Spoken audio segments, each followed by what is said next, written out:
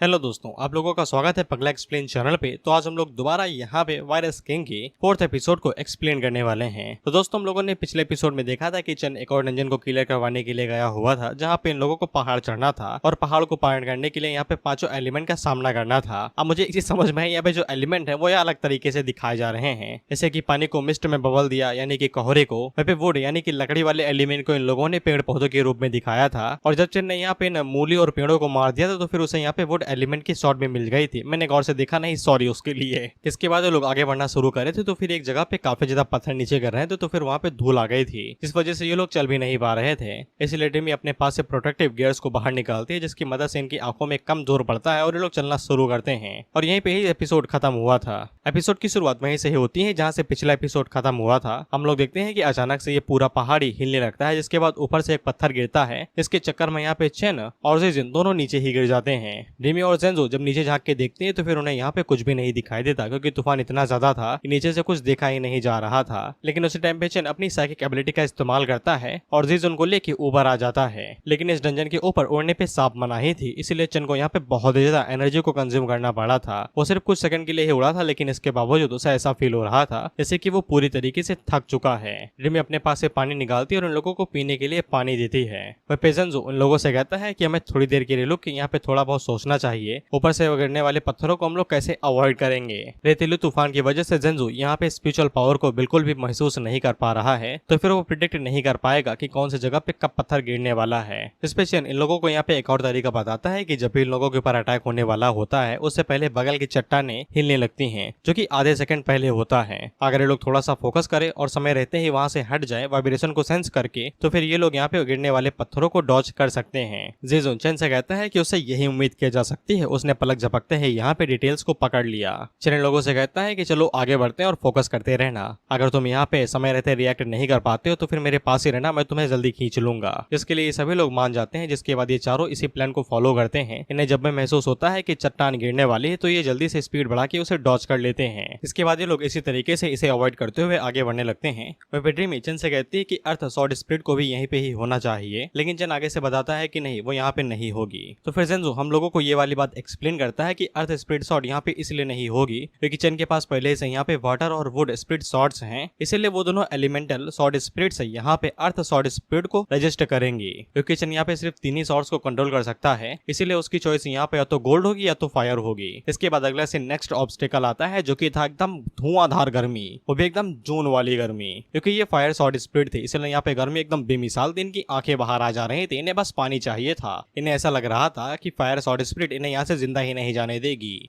भी जब भी यहाँ पे पानी समन करने की कोशिश करती तो वो एक झटके में या तो गायब हो जाता या तो वेपोराइट होकर उड़ जाता। इसलिए उसकी एबिलिटी भी यहाँ पे पूरी तरीके से यूजलेस हो रखी थी। इसलिए ड्रीमी चेन से कहती है ऐसा लगता है कि हम लोग यहीं पे ही सूख के मर जाएंगे। चेन आगे से बताता है कि इतनी जल्दी नहीं होने वाला है, आग की ब्रूटैलिटी इतनी ही नहीं होती है। वो धीरे धीरे हमें इस तरीके से पका रहा है और जैसे यहाँ पे परफेक्ट मोमेंट आएगा वो तो ऐसे ही यहाँ पे एक आग का झोंका फेंक के हमें यहाँ पे जला देगा। इस पे ड्रीमी चेन से पूछती है क्या उसे पहले ही पता लग चुका है क्या कि फायर सॉर्ड स्पिरिट यहाँ पे कब आएगी। इस पे चेन आगे से कहता है कि बूढ़ो बता नहीं रहे हैं उनके गाने में कि जब तुम पूरी तरीके से थक जाओगे, स्पीचलेस हो जाओगे, तब तुम्हारे ऊपर प्रहार होगा यानी कि हमला। तो फिर हम लोग जेंजो को देखते हैं, जो कि एकदम पूरी तरीके से थक चुका था, जान नहीं बची थी, ना ही कुछ बोल पा रहा था। और उसी टाइम पे सॉर्ड स्पिरिट उसके ऊपर हमला कर देती है, लेकिन जेन उसे भी पकड़ लेता है। ये फायर एलिमेंट वाली सॉर्ड स्पिरिट थी। इसकी भी कहानी वही है जो मैंने पहले बताई। ना एक्सप्लेन करवाओ भाई मुझसे ये सब कुछ। छोटे छोटे टेक्स्ट देखता हूँ तो सर दर्द होने लगता है, क्योंकि चेन के हाथों में अब यहाँ पे फायर सॉर्ड स्पिरिट भी लग चुकी थी। तो बस इन लोगों को अब थोड़ा सा आराम करना था और खुद को हाइड्रेट करना था। इसके बाद ये लोग अगले वाले सफर पे बढ़ सकते हैं। इसके बाद ये लोग थोड़ा सा आगे बढ़ते हैं और वहीं पे छाव में आराम से रुक के ठंडी हवा का मजा लेने लगते हैं पानी पीते हुए।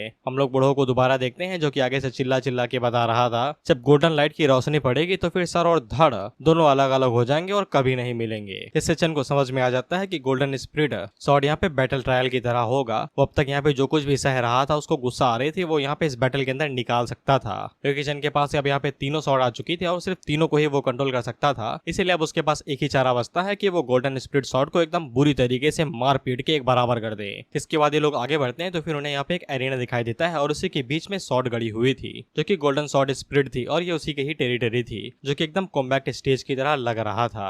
लेकिन जब वो लोग सॉर्ड को देखते हैं तो वो सॉर्ड पूरी तरीके से अभी तक फोर्ज्ड यानी कि बनी नहीं थी। बेसिकली इसे अभी तक पूरी तरीके से मजबूर नहीं किया गया था और ना ही पॉलिश किया गया था, एकदम कच्चे लोहे की तरह बनी हुई थी, इसीलिए इसके अंदर से कोई भी गोल्डन रोशनी नहीं निकल रही थी। चेन आगे से कहता है कि ज्यादा सोचो नहीं, बस फाइट करो, जिसके बाद तुम्हें सब कुछ खुद ही पता चल जाएगा। इसके बाद चेंग सॉर्ड के ऊपर उस चाबुक के साथ हमला करने लगता है और धड़ाधड़ मार के उस सॉर्ड के टुकड़े करने लगता है, लेकिन वो सॉर्ड अपने आप ही यहाँ पे हील होने लगती है और खुद को रिस्टोर करने लगती है। इससे चेन को समझ में आ जाता है कि वो जितना ज्यादा डैमेज अपने ऊपर लेगी वो उतना ज्यादा खुद को इम्प्रूव कर पाएगी। बेसिकली इन्हीं लोगों को इसके ऊपर मार मार के इसे मजबूत और पॉलिश करना था, इसी तरीके से ये सॉर्ड रेडी होगी। चेन को याद था कि इस सॉर्ड के पास एक तरीके की स्किल होती है जैसे कि स्टील टेम्परिंग या फिर गोल्डन रिफाइनमेंट, जो कि एक तरीके से तराशना होता है जैसे कि लोहार करते हैं। लेकिन चेन को कोई फर्क नहीं पड़ता था, जिसके बाद वो अपने हाथों को यहाँ पे सॉलिफाइड करता है और उस सॉर्ड के ऊपर गड़ाम से घूसा दे मारता है, जिससे अरेना सैटर हो जाता है। वह ये लोग आपस में बात करते हुए कहते हैं, तुमने सुना चेन ने अभी क्या कहा, और सॉर्ड को चाहे तुम जितना मारो वो दोबारा हील होते ही रहेगी और लगातार इंक्रीज करते जाएगी। ये पहली बार था जब इन लोगों ने कोई ऐसी चीज सुनी थी कि सॉर्ड यहाँ पे अपने आप ही रिफेक्ट रिस्टोर हो सकती है। इसके बाद हम लोग सॉर्ड को देखते हैं तो ये आगे से अब चमकने लगी थी और ये एकदम पूरी तरीके से तैयार हो चुकी थी। इसके बाद चेन उस सॉर्ड को हाथों में पकड़ लेता है, ये कहते हुए कि ये पतली एकदम पेपर की तरीके है, लेकिन इसके बावजूद इसकी स्ट्रेंथ एकदम इमेंस है। इसके बाद चेन हमें सॉर्ड्स के स्टैट्स बताता है कि इसके पास 200 के आसपास स्ट्रेंथ पॉइंट है, स्टेमिना, रिकवरी, स्पीड और पावर सब कुछ इतना ही आसपास है, लेकिन बाकी जो सॉर्ड्स है उनके पास टोटल 300 के आसपास है। और इस सॉर्ड को जो कॉन्स्टिट्यूशन है वो इस तरीके से बना हुआ है कि वो डैमेज को यहाँ पे स्पीड और स्ट्रेंथ के अंदर ट्रांसफर कर देता है। लेकिन चेन ने अभी तक इसका यहाँ पे फिजिक स्टैट नहीं देखा था, यानी कि इंड्योरेंस, बेसिकली कितना दबाव सह सकते हो। इसीलिए चेन उस सॉर्ड को पकड़ता है और उसे मोड़ने की कोशिश करने लगता है, लेकिन जब चेन थोड़ा सा और जोर लगाता है तो वो सॉर्ड बीच से ही 2 टुकड़ों में बट जाती है। और जब इसके 2 टुकड़े होते हैं तो फिर यहाँ पे नोटिफिकेशन बाहर निकालता है कि गोल्डन स्पिरिट सॉर्ड का रिफाइनमेंट 100 बार पूरा हो चुका है और चेन को यहाँ पे 25,000 एक्सपीरियंस पॉइंट मिलते हैं कॉम्बैक्ट कंट्रीब्यूशन के लिए। और चेन हम लोगों को बताता है कि उसने जानबूझ के यहाँ पे गोल्डन स्पिरिट सॉर्ड को नहीं लिया है क्योंकि लक उसके ऊपर बिल्कुल ही काम नहीं करता, उसका लक ना के बराबर रहता है और ऊपर से सॉर्ड को काफी इजीली हराया जा सकता है। इसलिए वो इस सॉर्ड को चुनना नहीं चाहता क्योंकि ये लक के ऊपर ज्यादा डिपेंड करती है, ना कि स्ट्रेंथ के ऊपर। इसके बाद इन लोगों की नजर दादा के ऊपर दोबारा पड़ती है, जो कि दोबारा बकते हुए जा रहे थे कि सुसान पाथ टीचरस है, 5 एलिमेंट हेवन एंड अर्थ के ऑब्स्टेकल बन जाएंगे जब तुम 5 एलिमेंट को यहाँ पे पार कर जाओगे, यानी कि 5 सॉर्ड स्पिरिट को पार कर जाओगे, जिनमें से 2 को चेन ने यहाँ पे रिजेक्ट कर दिया, सिर्फ 3 ही को एक्सेप्ट किया। और 5 एलिमेंट को क्रॉस करने के बाद चेन के लिए यहाँ पे माउंटेन की कभी ना खत्म होने वाली जर्नी शुरू होगी जो उसके डाउ को चेक करेगी। इसलिए दादाजी चेन से कहते हैं, मैं तुम्हें एडवाइस देता हूँ इसके ऊपर चढ़ाई ना करना, अगर तुम्हारा दिल पूरी तरीके से बना नहीं है, नहीं तो रास्ता कभी भी सामने नहीं आएगा। इसलिए वापस लौट जाओ, इमॉर्टलिटी को क्यों ही पाना चाहते हो, वापस लौट जाओ, इमॉर्टलिटी के लिए तड़पना कोई अच्छी बात नहीं है। इसके बाद वो यहीं से वापस लौट जाता है, आगे नहीं बढ़ा, वो वापस जा रहा है, जितना उसने चढ़ाई की थी वहीं से वो वापस लौट गया। रिमी भी चेन से पूछती है कि ये वापस उसी रास्ते पे क्यों जा रहा है जिससे हम लोग अभी होके आए हैं। इस पे चेन पीछे मुड़ के यहाँ पे जीजुन से कहता है कि हम लोगों ने काफी लंबा सफर कर लिया है, अब यहाँ पे जीजुन की बारी है, उसे आगे आना पड़ेगा। जीजुन को कुछ भी समझ में नहीं आता तुम्हारी और हमारी तरह, तो फिर हम लोगों को यहाँ पे जेंजू समझाता है। जेंजू जीजुन को बताता है कि यहाँ पे ये कभी ना खत्म होने वाला रास्ता डाउ डिफिकल्टी को चेक करेगी। अगर उसका हार्ट यहाँ पे पूरी तरीके से बना नहीं है, यानी कि स्पष्ट नहीं है, साफ नहीं है, कंप्लीट नहीं है, तो फिर रास्ता कभी भी नहीं आएगा, पाथ नहीं आएगा उसके सामने। इसके ऊपर चलने से इमोर्टलिटी मिलेगी, क्योंकि ये डंजन यहाँ पे जीजुन की वजह से ही बनी है, तो फिर यहाँ पे जीजुन को ही आगे बढ़ना पड़ेगा और उसे अपने दिल से यहाँ पे डाउ को ढूंढना पड़ेगा। वहीं पे चेन भी जेंजू से कहता है कि तुम्हारी इंटेलिजेंस यहाँ पे काफी ज्यादा हाई है, तुम्हें काफी ज्यादा सब कुछ समझ में आ रहा है, क्या तुम मुझे बता सकते हो कि ये दादाजी वापस क्यों लौट गए नीचे। जिसपे जेंजू आगे से कहता है किसी कोई अंदाजा नहीं कि दादाजी ने ऐसा क्यों किया। इस पे चेन आगे से बताता है उसे ऐसा लगता है कि वो यहाँ पे इन लोगों को मिसलीड करने के लिए आया था, यही सोचते हुए कि इन सभी लोगों को इतना ऊपर ले जाने के बाद अगर इन्हें नीचे ले जाएगा तो फिर इन्हें ऐसा लगेगा कि असली रास्ता एकदम नीचे है। वहीं जब बूढ़ो चेन के बगल से निकले थे तो फिर चेन को यहाँ पे अजीब सी झुरझुरी महसूस हुई थी। चेन को ऐसा लगा था कि वो किसी को भी मार देगा जो कि माउंटेन को पार करने की कोशिश करेगा, बेसिकली इमॉर्टलिटी पाने की। हम लोग जीजन को देखते हैं जिसकी फटी पड़ी थी, वो आगे नहीं चलना चाहता है, तो चेन उसे डराते हुए कहता है कि चलना भी नहीं साले, मार जाओगे। तो उसकी और ज्यादा फट जाती है, लेकिन चेन बाद में उसे बताता है अगर तुम्हारे दिल के अंदर इच्छा है आगे बढ़ने की तो फिर आगे बढ़े रहो, रुकना नहीं, मैं हमेशा के लिए चलना नहीं चाहता। इस पे जीजुन आगे से कहता है उसके अंदर भी इच्छा है कि वो हमेशा आगे बढ़ता रहे, उसे यहाँ पे डाउ चाहिए। इसके बाद अगला 3-4 घंटे के बाद का होता है और उन लोगों के पास नोटिफिकेशन आता है कि secret realm instance dungeon clear हो चुकी है, Susan mountain path has cleared. Basically लोगों की डंजन कंप्लीट हो गई बिना कुछ लड़ाई धड़ाई करे हुए, बस लगातार चलते रहने की। पता नहीं कितने बोरिंग चैप्टर आएंगे भाई, कोई मार धाड़ दिखाओ यार, सुख से दिखा दो, कम से कम एंजॉय तो फील करें। खैर इन लोगों ने यहाँ पे डंजन क्लियर कर लिया था, तो फिर इन लोगों के पास कुछ रोशनी सी आती है जो कि डंजन की तरफ से इन लोगों को स्पेशल रिवॉर्ड दिया गया था। इसके बाद इन लोगों को चेस्ट भी मिल जाती है जो कि यहाँ पे डिस्ट्रीब्यूट करना इन लोगों का काम था और ये लोग कभी भी इस डंजन को छोड़ के जा सकते थे। इसके बाद डंजन कभी भी यहाँ पे एक्सेसिबल नहीं रहेगी, सिर्फ एक बार नॉर्मल इवॉल्वर्स के लिए इसे खोला जाएगा, जिसके बाद ये हमेशा के लिए बंद हो जाएगी। इन लोगों को जो स्पेशल रिवॉर्ड मिला था वो असल में सुसन माउंटेन का टोकन था, जो कि एक स्पेशल आइटम है। इस टोकन की मदद से इन लोगों को यहाँ पे सुसन डिसाइपल का टाइटल मिल जाएगा, और इस टाइटल की वजह से इन लोगों को यहाँ पे सुसन का स्पेशल मैप मिलेगा। अब उस मैप के अंदर क्या होगा ये अभी नहीं बताया गया, और इसको सिर्फ लेवल 10 से 89 के बीच में इस्तेमाल किया जा सकता है। ये किसी को लोग दे नहीं सकते, ट्रांसफर नहीं कर सकते। ये इनके साथ जुड़ चुका है तो हमेशा के लिए इन्हीं के पास रहेगा, जो कि शायद से एक तरीके से कोई साइड मिशन होगा। हालांकि चन अभी इसे कंप्लीट नहीं करना चाहता, क्योंकि उसे यहाँ पे लीडो की क्वेस्ट पूरी करनी है। और चन लोगों को बताता है अगर वो यहाँ पे अपनी क्लास यानी कि प्रोफेशन को चेंज नहीं करेगा डुअल प्रोफेशन स्क्रोल की मदद से, तो वो लेवल 10 पे हमेशा के लिए अटका ही रहेगा। और लीडो की क्वेस्ट पूरा करने के बाद वो शायद दोबारा यहाँ पे आ सकता है इस मैप का इस्तेमाल करने के लिए। इसके बाद सभी लोग रिवॉर्ड की तरफ आगे बढ़ते हैं। ये कहते हैं खोल दे क्या?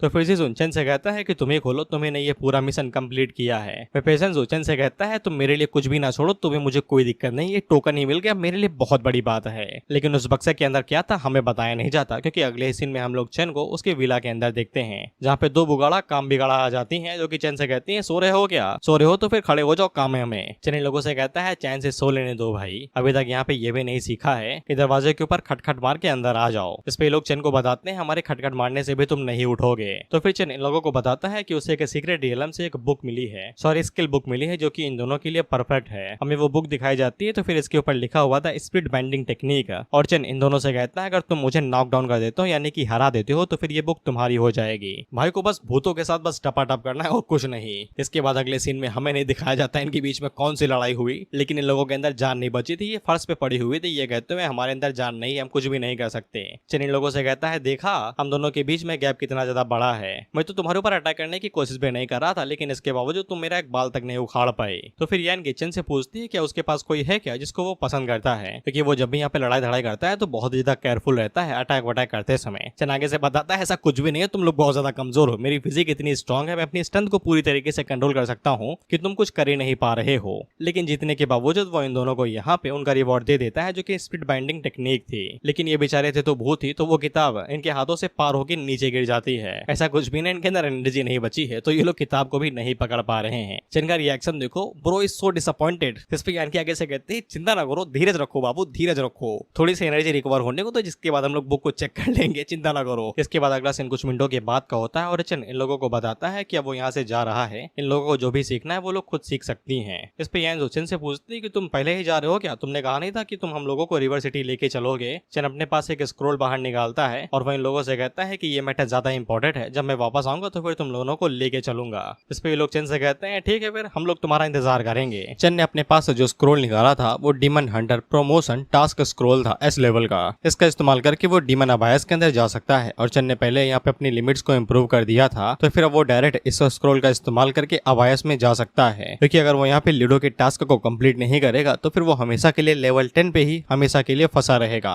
इसके बाद सिस्टम चन से पूछता है क्या वो इस स्क्रोल का इस्तेमाल करना चाहता है, तो फिर चन को थोड़ी सी घबराहट हो रही थी, क्योंकि ये स्क्रोल जितना पाना इजी है उसे पार करना उतना ही ज्यादा मुश्किल, यहाँ तक कि गॉड्स भी इसे पूरी तरीके से पास नहीं कर पाते हैं। बेसिकली 1000-2000 के आसपास फ्लोर हैं, तो फिर उन्हें कंप्लीट करना पड़ेगा, तब कहीं जाके ट्रिपल एस लेवल का एक स्क्रोल मिलेगा। इसलिए ये वाला स्क्रोल और जॉब काफी ज्यादा टफ होती है। अबे 2000 फ्लोर हैं, एक ना एक बार तो मरोगे ही ना। अब चन के पास कोई ऑप्शन भी नहीं था, इसलिए वो यहाँ पे इस स्क्रोल को एक्सेप्ट कर लेता है और अबायस की फर्स्ट लेयर पे टेलीपोर्ट हो जाता है। वहाँ पे जो भी मॉन्स्टर और डीमन थे वो चन को जैसे ही देखते हैं आगे से कहते हैं इंसान है क्या, खाना है, खाना खाना खाना, और वो उसके पीछे बढ़ जाते हैं। चन उन सभी मॉन्स्टर्स की तरफ देखता है तो फिर उसे ऐसा ही लगता है कि वो मेहमानों के घर आया हुआ है। दरअसल पिछली लाइफ में जब वो यहाँ पे एक प्रोफेशनल डीमन हंटर बन चुका था तो वो अक्सर अबायस के अंदर आया करता था, तो उसे ऐसा लग रहा था कि वो घर वापस आ गया है और ये सब उसके रिश्तेदार हैं। खैर रिश्तेदार यहाँ पे खातिरदारी करने के लिए आगे बढ़ते हैं, लेकिन चन अपनी स्प्लिट शॉट्स का इस्तेमाल करते हुए उन्हें मार गिराता है हवा में ही। और चन जैसे ही उन तीनों मॉन्स्टर्स को मार गिराता है तो फिर उसके पास नोटिफिकेशन आता है कि उसने 100 में से 3 फॉलन डीमंस को मार गिराया है, जो कि टास्क प्रोग्रेस थे। इसके बाद चन के पास यहाँ पे प्रूम बाहर निकलता है, यानी कि नोटिफिकेशन, जो कि चन को बताता है अगर उसे इस अबायस को छोड़ के बाहर जाना है और इस अबायस को कंप्लीट करना है तो फिर उसे यहाँ पे 100 इन्फीरियर डीमंस को मारना पड़ेगा और 100 फॉलन डीमंस को। वह पेशेंट को बताता है कि जैसे ही ये टास्क कंप्लीट हो जाएगा तो फिर उसे अबायस से बाहर फेंक दिया जाएगा, इसलिए उसे यहाँ पे होल्ड बैक करना पड़ेगा। वो यहाँ पे इन सभी डीमंस को नहीं मार सकता है, क्योंकि उसका असली गोल यहाँ पे अबायस ट्रायल के अंदर हिस्सा लेना है, न कि अबायस को कंप्लीट करना। अभी समझ में आ जाएगा जब वो अबायस ट्रायल के अंदर हिस्सा लेगा, जिसके बाद अगला सीन एक दिनों के बाद का होता है और हम लोग चन को देखते हैं क्योंकि चन इन्हें मार नहीं रहा तो ये उसके पीछे नहा धो के पड़ गए थे। सच में नहा धो के पड़ गए थे। चन भी आगे से कहता है कि ये डीमन साले बहुत ही ज्यादा कमजोर हैं और उनकी बुद्धि उससे ज्यादा कमजोर है। ये इतने ज्यादा बेवकूफ है कि ये बिना खाए पिए बिना हगे मुंह मेरे पीछे दौड़ ही रहे हैं पिछले 2 दिन से। और अगर चन यहाँ पे एक बैच को मार दे यानी कि एक ग्रुप को मार दे तो फिर दूसरा आ जाता है। इसलिए 2-3 दिनों से चन भाग ही रहा है इनसे पीछे छुड़ाने के लिए। लेकिन तभी हम लोग देखते हैं कि अबायस वेल ये वेलकैनो नहीं है, अबायस वेल यानी कि कुआं ही है। अभी देखना पता चलेगा जो कि इरेप्टर हो जाता है तो फिर इसके अंदर से यहाँ पे डीमन एक्स बाहर निकालने लगते हैं। लावा नहीं निकलता, डीमन अंडे बाहर निकलते हैं। चन को इसी बात का डर था कहीं इसके इरेप्ट होने से ट्रायल के ऊपर कोई इफेक्ट ना आ जाए। और हाँ, जब भी यहाँ पे अबायस का कुआं फटता है तो फिर यहाँ पे जो ब्लडेड डीमन होते हैं वो स्ट्रॉन्ग हो जाते हैं और साथ ही में अंडों से लगातार डीमंस बाहर निकलते ही रहेंगे जो कि बहुत ही ज्यादा हो जाएंगे। इसीलिए चन दोबारा अपनी जान बचाते हुए यहाँ से भागने लगता है स्काई की तरफ क्योंकि वहाँ पे डीमन आते नहीं है ज्यादातर। वही पे चन इनके साथ फाइट नहीं करना चाहता था, नहीं तो वो गलती में बिना गिने ही यहाँ पे 100 डीमन मार देगा तो फिर उसे अबायस से बाहर जाना पड़ेगा। उसी टाइम पे कोई चन के ऊपर शॉट से अटैक करता है तो चन पीछे हट के उसे डॉज कर लेता है। तो फिर हम लोग देखते हैं कि वहाँ पे एक डीमन आ जाता है जो कि डीमन लैंग्वेज में चन से कहता है कि देखो तो मैंने खाना ढूंढ लिया है। बाय द वे ये डीमन वॉरियर है, फालन डीमन से ज्यादा स्ट्रॉन्ग और इसका लेवल 16 है। इसका नाम भी बताया गया है जो कि है फेरगस और मैं ये बोलने नहीं वाला, डीमन वॉरियर ही बेहतर है। फिर डीमन वॉरियर चन से कहता है कि पेट में जाने से पहले अगर मौत की भीख मांगना चाहो तो मांग सकते हो, कच्चा ही खा लूंगा पकाऊंगा नहीं, लेकिन कुछ भी करो पेट में तुम्हें मेरे ही जाना है। तो फिर चन भी आगे से डीमन लैंग्वेज का इस्तेमाल करता है और वो उससे पूछता है कि प्योर ब्लडेड डीमन वॉरियर वो भी फर्स्ट लेयर में होना काफी ज्यादा मुश्किल है और रेयर है, तुम यहाँ पे कैसे आए भाई? और अगर तुम सोच रहे हो इसे डीमन लैंग्वेज कैसे है तो भाई पिछले जन्म का एक्सपीरियंस है भाई। अगर किसी डीमन को इनके साथ रिश्ता विस्ता भी होगा तो भी मुझे हैरानी नहीं है। वो डीमन भी हैरान होता है कि चन यहाँ पे डीमन लैंग्वेज को इस्तेमाल करना चाहता है, लेकिन वो उससे इतना ये कहता है कि इसका भी कोई फायदा नहीं है, तुम्हारे पास एक ही ऑप्शन है कि तुम अपनी जान बचा के भागो, लेकिन उसका भी कोई फायदा नहीं है क्योंकि खाना आएगा तो पेट में ही मेरे। इस पे चन आगे से कहता है कौन भाग रहा है भाई, किसने तुम्हें ये बात बताई? तुम्हें पता भी है कि ये लो इंटेलिजेंस वाले इंफीरियर डीमन और फॉलन डीमन मेरे पीछे क्यों पड़े हुए हैं? इस पे डीमन वॉरियर हमला करते हुए कहता है कि उसे नहीं पता है और ना ही वो जानना चाहता है। वो बस चन को इतना ही बताना चाहता है कि मरने से पहले वो उसे खाएगा, वो भी एकदम पूरी तरीके से। इस पे चन उसे बताता है कि ये मेरे पीछे सिर्फ इसीलिए पड़े हुए हैं, लेकिन उस टाइम पे डीमन वॉरियर उसके ऊपर हमला करता है तो चन उसे डॉज करता है जिससे वो गड़ाम से नीचे गिरता है और चन पीछे मुड़ के उसे बताता है क्योंकि उसने यहाँ पे इंफीरियर और फॉलन डीमन को छोड़ के बाकी जितने भी स्पीसीज हैं उन्हें मौत के घाट उतार दिया है। इसके बाद चन की नजर यहाँ पे अंडों के ऊपर बढ़ती है जिनके अंदर से इंफीरियर डीमन बाहर निकल रहे थे। तो चन अपने मन के अंदर यही सोचता है कि भागो बे, नहीं तो इन्हें भी मार दूंगा, डंजन से बाहर जाना पड़ेगा। जिसके बाद अगला सीन 1 हफ्ते के बाद का होता है और हम लोग चन को अबायस कुएं के ऊपर देखते हैं। चन यहीं पे एकदम आराम से लेट जाता है क्योंकि जब वो डीमन हेडर बना था तो फिर वो यहीं पे रेफ्यूजी लेने के लिए आया हुआ था। ज्यादातर डीमन फर्स्ट लेयर के यहाँ पे नहीं आते हैं, वो इसे दूर ही रहते हैं, इसलिए आराम करने के लिए एकदम परफेक्ट जगह है। और आराम करने के बाद वो लोग चैलेंज को दोबारा शुरू कर सकते हैं। वही चन के पास जितने भी यहाँ पे डीमन ब्लड एंड पोशन थे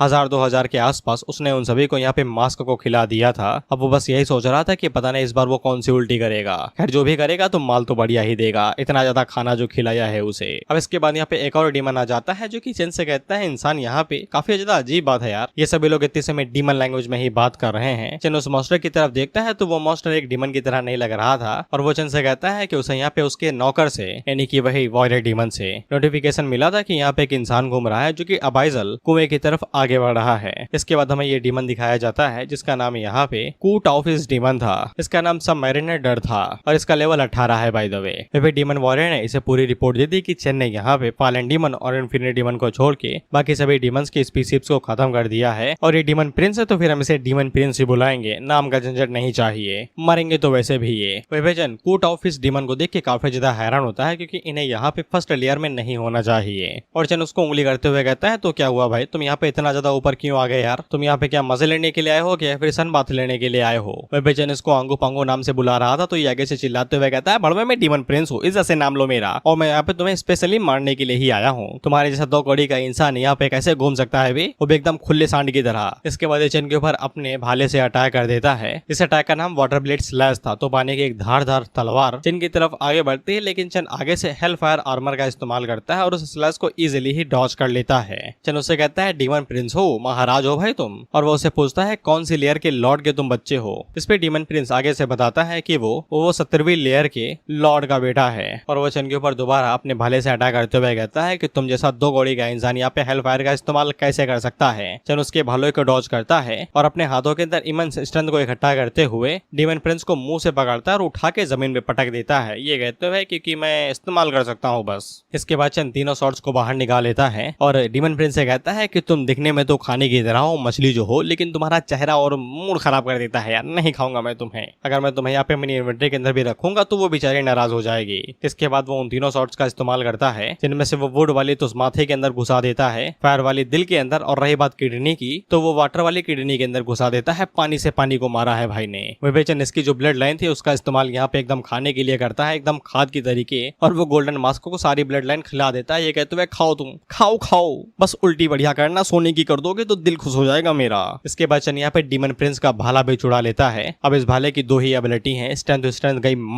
समझ गए ना तुम। चन इसका इस्तेमाल यहाँ पे पानी के अंदर एक्वामैन की तरह कर सकता है, डार्क विजन आ जाएगा और पानी के अंदर ये तैर पाएगा इस भाले की मदद से, इतना ही जान लो, बाकी इसका और कोई काम नहीं है। विवेचन को इसकी जरूरत है क्योंकि आगे आने वाली अबायस के अंदर, सॉरी लेयर्स के अंदर इसकी जरूरत पड़ेगी, क्योंकि अब सब कुछ यहाँ पे खत्म हो चुका था, तो सिर्फ ट्रायल की बारी थी। इसीलिए चन भागते हुए कुएं के पास आ जाता है, एकदम किनारे पे जहाँ पे ट्रायल शुरू होने वाला था। वहीं पे चन यहाँ पे नोटिफिकेशन का इंतजार कर रहा था और अगले ही पल नोटिफिकेशन आ भी जाता है, जो कि चन को बताता है कि जब तुम अबायस के अंदर देखोगे तो अबायस तुम्हें देखेगा। इसके बाद चन को अचानक से झटका लगता है और उसके पास नोटिफिकेशन आता है कि अबायस ने तुम्हें देख लिया है और तुम एक अजीब प्राणी हो। ट्रायल अबायस जैसे ही यहाँ पे चन को घूरना शुरू करता है तो फिर उसके दिल के अंदर हल्की सी घबराहट होने लगती है। ये घबराहट को कभी भी रोका नहीं जा सकता है, नहीं खत्म किया जा सकता है। जब भी अबायस तुम्हें घूरे तो तुम्हें हल्की फुल्की डर लगने ही लगेगी। झुरझुरी बोलने वाला था भाई, लेकिन डर आ गया। लेकिन चन अब यहाँ पे 20 धारा में फंस चुका था, ना ही वो आगे जा सकता है और ना ही पीछे। उसे यहाँ पे अबायस के ट्रायल को शुरू करना ही पड़ेगा क्योंकि उसके पास कोई सेकंड चॉइस थी ही नहीं। फिर इसके बाद अबायस यहाँ पे चन की सारी प्रोग्रेस को नोट डाउन करता है कि उसका लेवल कितना है, क्योंकि वो इसी हिसाब से यहाँ पे ट्रायल को सेट करेगा। चन का जितना लेवल रहेगा उसके एनिमे भी उसी के लेवल के रहेंगे। वहीं पे चन को यकीन था कि इतना काफी होगा अबायस को पास करने के लिए, कम से कम वो जिंदा तो बाहर आ ही जाएगा। हालांकि कुछ पावर हाउस थे जो कि इसी लेवल पे अबायस के अंदर गए थे, लेकिन वो कभी जिंदा वापस नहीं आ पाए। बट चन अपना मेन कैरेक्टर है यार, वो तो वापस आएगा ही ना। फिर इसके बाद अबायस यहाँ पे सब कुछ चेक करता है कि चन के पास किसी भी खास तरीके की ब्लड लाइन नहीं है, कोई भी ऐसा इक्विपमेंट नहीं है जिसका ग्रेड एस से ऊपर हो। उसके पास जो एक्सट्रीम पावर है, जो बूट्स हैं, वो भी एकदम लैग कर रहे हैं। लेकिन चन ने जो कुछ भी हासिल किया है वो उसने अपने हाथों से हासिल किया है। उसकी स्ट्रेंथ और उसका टैलेंट उसके अकेले का हक है, और भी वगैरह वगैरह सब कुछ करने के बाद चन ये सोच ही रहा था कि ट्रायल शायद उसे रिजेक्ट कर सकता है, लेकिन उसके पास नोटिफिकेशन आता है ये कहते हुए कि तुमने अबायस ट्रायल को पास कर लिया है, अबायस ट्रायल तुम्हारे लिए दरवाजे खोलने वाला है। फिर चन को पहले ही बता दिया जाता है अगर वो अबायस ट्रायल को कंप्लीट कर लेता है तो फिर उसे यहाँ पे ट्रिपल-एस ग्रेड का एडवांसमेंट स्क्रोल मिलेगा और ये स्क्रोल हमेशा के लिए चैलेंजर के साथ जुड़ जाएगा। चन को बताया जाता है कि जैसे ही वो कुएं के अंदर कूद जाएगा उसका चैलेंज यहाँ पे शुरू हो जाएगा, और चन को इसी पल का इंतजार था जिसके बाद वो कुएं के अंदर छलांग लगा देता है। वहीं पे चन को पहले ही बता दिया जाता है कि ट्रायल के शुरू होने के बाद में यहाँ पे जितने भी एनिमी आएंगे उनका लेवल यहाँ पे 10 ही रहेगा, लेकिन अबायस के जो लेयर के लॉर्ड रहेंगे वो वहाँ पे नहीं रहेंगे, बस उनका प्रोजेक्शन अवतार होगा, बेसिकली सस्ती कॉपी। यहाँ पे हर एक लेयर के साथ स्पेशल कंडीशन रहेगी और चन को उन कंडीशन के ऊपर खरा उतरना पड़ेगा, तभी वो ट्रायल को कंप्लीट कर पाएगा हर एक लेयर को कंप्लीट करते हुए। और लेयर यहाँ पे कम से कम 1 से 2000 के आसपास हैं। वहीं पे चन को हर एक लेयर कंप्लीट करने के बाद में मौका दिया जाएगा 1 मिनट से आधे घंटे का, सॉरी 1 घंटे का, कि वो आराम कर सकता है। इसके बाद वो दोबारा ट्रायल को शुरू कर सकता है। और अगर किसी लेयर का लॉर्ड, जैसे कि 16वीं लेयर का लॉर्ड उपस्थित नहीं है, तो फिर वहाँ पे पिछली लेयर के लॉर्ड्स को भेज दिया जाएगा ट्रायल को कंप्लीट करवाने के लिए, जैसे कि 10वें को भेज दिया गया 16 वाली की जगह पे। साथ ही में यहाँ पे ये भी छूट दी जाती है कि चन के जितने भी एट्रीब्यूट्स, उसका जो स्टेटस रहेगा उसे यहाँ पे मैक्सिमाइज कर दिया जाएगा और उन्हें हर एक लेयर के बाद रीस्टोर भी कर दिया जाएगा, और किसी भी स्किल और आइटम के ऊपर कूल डाउन नहीं होगा। और उसके जितने भी इक्विपमेंट यहाँ पे टूट जाएंगे, बेकार हो जाएंगे, खराब हो जाएंगे, तो वो दोबारा रिपेयर्ड हो जाएंगे बिना किसी दिक्कत के। इन सभी चीजों के बाद ट्रायल यहाँ पे शुरू हो जाता है और चन अपने मन के अंदर सोच ही रहा था कि अगर यहाँ पे किसी भी स्किल और किसी भी आइटम के ऊपर कूल डाउन नहीं है तो फिर आवर ग्लास के ऊपर जो 72 साल का वो कूल डाउन इफेक्ट है वो भी नहीं होना चाहिए, वो भी रीसेट हो जाना चाहिए। लेकिन ट्रायल इसे एक्सेस नहीं कर पाता है और वो एरर दिखाने लगता है, ये कहते हुए कि चैलेंजर की एक चीज रिस्टोर नहीं हो सकती है। विपेचन को पता था कि ये गड़बड़ होगी ही होगी, उसे ये उम्मीद थी। विपेचन के पास बार बार नोटिफिकेशन आ रहा था कि आवर ग्लास का कूल डाउन नहीं रिपेयर होगा, नहीं रिस्टोर होगा, चाहे कुछ भी कर लो, और उसके सामने लगातार यहाँ पे एरर्स की विंडो आने लगती है। लेकिन अचानक से यहाँ पे एरर खत्म हो जाता है और चन को बताया जाता है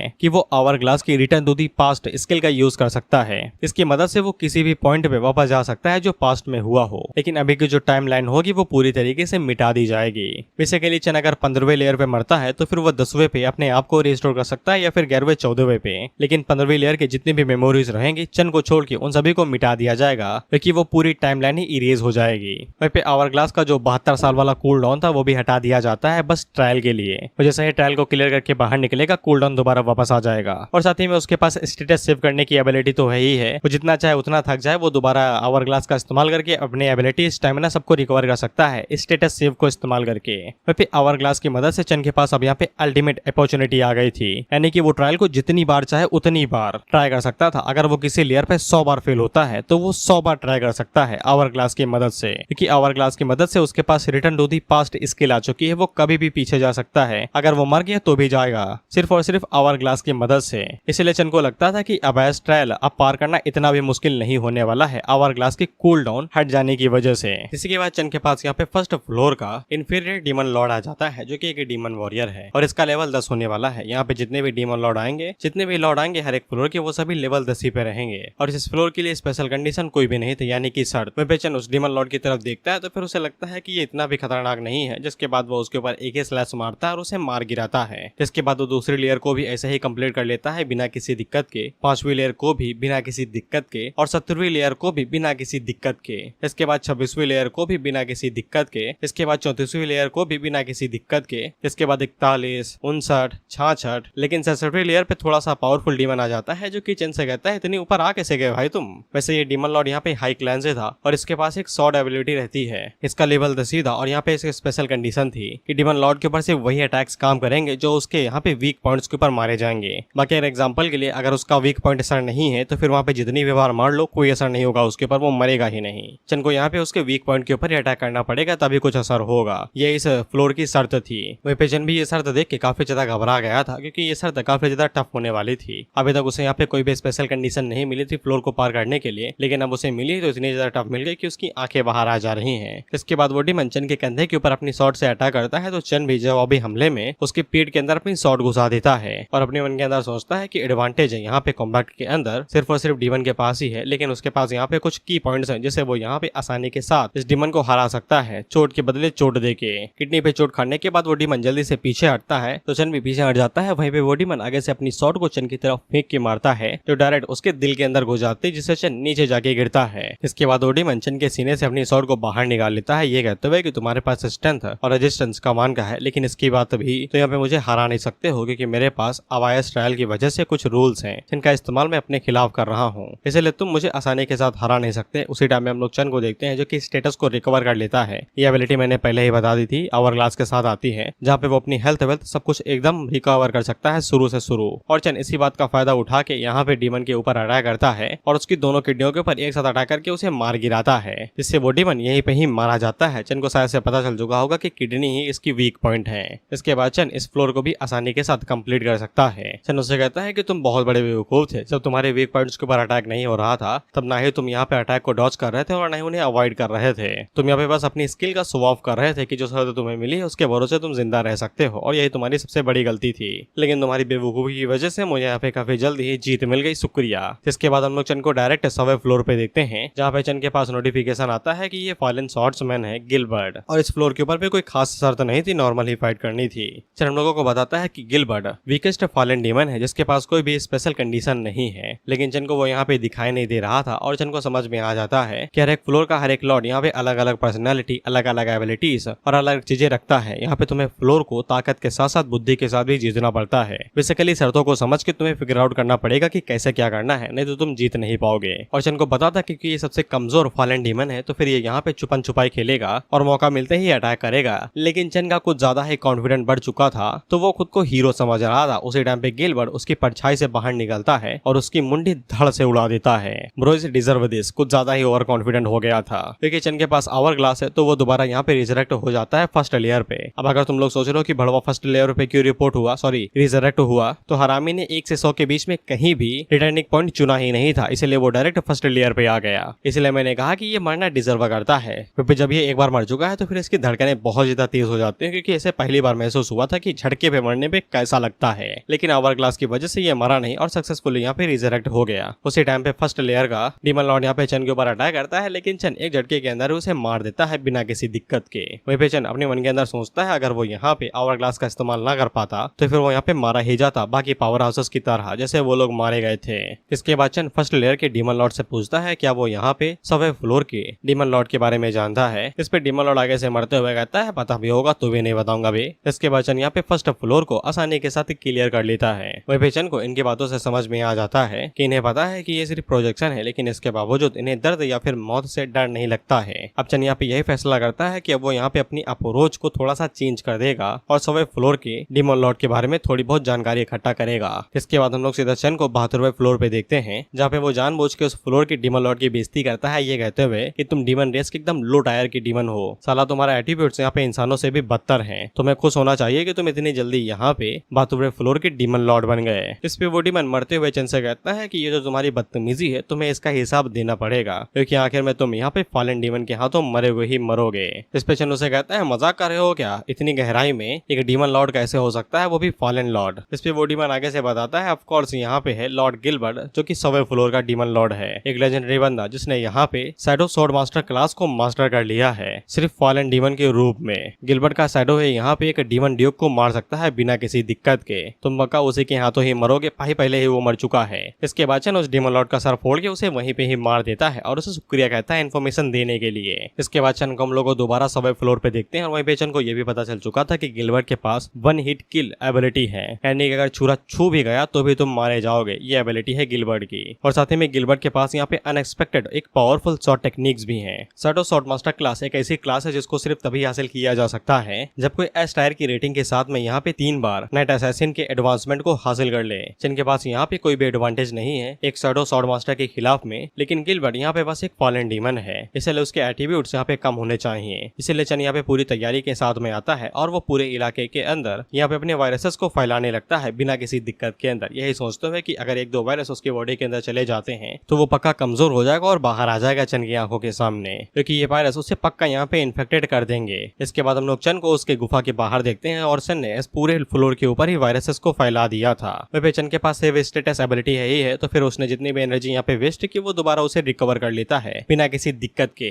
इसके बाद अचानक से चन को यहाँ पे एक शॉट दिखाई देती है और एकदम चमकदार रोशनी भी, और चन को समझ में आ जाता है कि यहाँ पे कुछ तो गड़बड़ है। जिसके बाद हम लोग गिलबर्ट को देखते हैं जो कि चन के ऊपर ही था और वो मौका मिलते ही चन के ऊपर अटैक कर देता है, लेकिन चन अपनी सील और शॉट्स को बाहर निकालता है और उसके अटैक को ब्लॉक करके पीछे हट जाता है। गिलबर्ट यहाँ पे चन से कहता है कि अपने ब्लेड्स को नीचे कर लो, तुम यहाँ पे पहले ही जीत चुके हो। ट्रायल के रिस्ट्रिक्शन की वजह से वो यहाँ पे अपनी फुल पावर को रिलीज नहीं कर सकता है और उसके वायरस ने उसे पहले ही इन्फेक्टेड कर दिया है। ये वाला अटैक उसका लास्ट अटैक था जिसके अंदर उसने पूरी ताकत इस्तेमाल कर ली है, अब उसके अंदर जान ही नहीं बची है। चन उससे पूछता है सच में, तो गिलबर्ट उससे कहता है हाँ भाई हाँ, काफी ज्यादा चालाक प्राणी हो, अगर ट्रायल को कभी यहाँ पे क्लियर कर पाते हो तो फिर मुझसे चैलेंज करने के लिए दोबारा आना, बस इस बार अपने वायरस को रिलीज न करना, अपनी करंट स्ट्रेंथ के साथ में मुझसे मुकाबला करना, मुझे उम्मीद है कि तुम यहाँ पे ट्रायल को क्लियर कर लोगे। इसके बाद चन 100वीं फ्लोर को भी यहाँ पे कंप्लीट कर लेता है और चन गिलबर्ट से वादा करता है कि अगली बार अगर वो उसे मिलेगा तो फिर उसका सामना एकदम सामने से करेगा बिना किसी चालाकी के। इसके बाद अगला सीन डायरेक्ट 200वें फ्लोर का होता है जहाँ पे चन एक बहुत बड़े पैलेस के अंदर आ चुका था। चन यहाँ के लॉर्ड को वेलकम करता है, ये कहते हैं फॉलन इल्जन, लॉर्ड एल्मीरिया आपसे मिलकर खुशी हुई, और वह एल्मीरिया से पूछता है कि आपने मुझे यहाँ पे समन किया है ट्रायल चैलेंज के लिए। इसके बाद हमें यहाँ पे एल्मीरिया के बारे में बताया जाता है जो कि एक फॉलन एंजल है, 6 विंड फॉलन एंजल एल्मीरिया, इसका लेवल 10 ही है और इस फ्लोर के लिए कोई खास कंडीशन नहीं है। एल्मीरिया चन से कहती है कि लड़ाई लड़ाई नहीं होगी, चुपचाप आके बैठो यार, पैलेस को साफ करने के लिए कोई है भी नहीं यहाँ पे, मैं तुम्हें ऐसे ही पास कर दूंगी, बस तुम बैठो आके, मुझे थोड़ी सी बात करनी है तुम्हारे साथ, बोर हो रही हूँ। इसके बाद वो पलक झपकते हैं, यहाँ पे टेबल और वाइन भी ले आती है। चन बड़े आराम से टेबल के ऊपर बैठ जाता है और एल्मीरिया से पूछता है कि आपको किस बारे में बात करनी है। एल्मीरिया आगे से बताती है कि मुझे बस तुम्हारी स्ट्रेंथ के बारे में जानना है कि तुम इतनी आसानी के साथ 200वें फ्लोर पे आ कैसे गए, भले ही तुम्हारी किस्मत कितनी अच्छी हो, तुम यहाँ पे एल्बर्ट को थोड़ी ना हरा सकते हो, इसको कई सारे यहाँ पे स्नीकी अटैक्स आते हैं, चलो मान लेता हूँ कि उसको तुमने हरा दिया, लेकिन इसके बावजूद उसके अलावा भी यहाँ पे ऐसे कई सारे हैं जिनके साथ निपटना उससे भी ज्यादा कठिन होने वाला है। चन आगे से कहता है कि उसने उन्हें कैसे हराई है उसका ट्रम्प कार्ड है, वो यहाँ पे एल्मीरिया को सब कुछ नहीं बता सकता है। एल्मीरिया चन से कहती है कि मुझे जानना भी नहीं है, बस मैं ये जानना चाहती हूँ कि तुमने उन्हें हराया कैसे, बैठे बैठे बोर हो गए यार, कोई काम धंधा भी नहीं है मेरे पास, 6 फेंक बताओ उड़ने के काम भी नहीं आते हैं। और वो चन से कहती है कि आराम से बैठो, वाइन वाइन पियो, हम लोग आराम से बात करते हैं और जैसे ही मेरा मन हल्का हो जाएगा मैं तुम्हें जाने दूंगी।